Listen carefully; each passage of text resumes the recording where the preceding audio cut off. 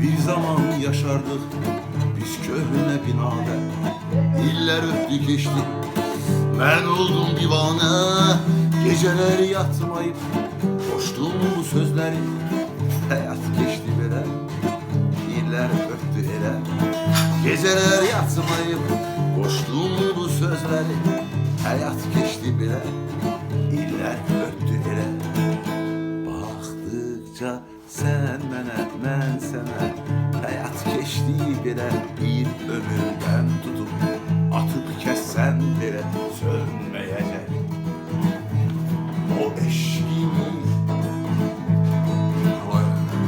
Sen benim her zaman olmasan da bile, yanımda her bir an kalmasan da bile, kalbimin üstüne gelmesen de bile solmayacak o eşkimiz.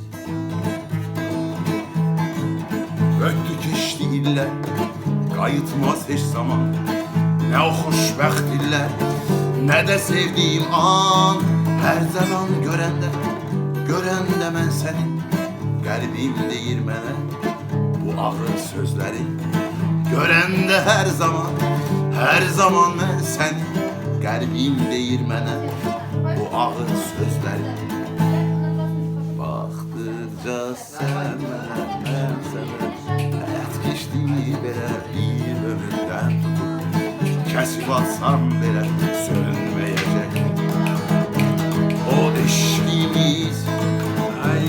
Ay, sen benim her zaman da bile, olmasan da bile, bir an yanımda kalmasan da bile, kalbimin üstüne gelmesen de bile sönmeyecek o eşkimiz.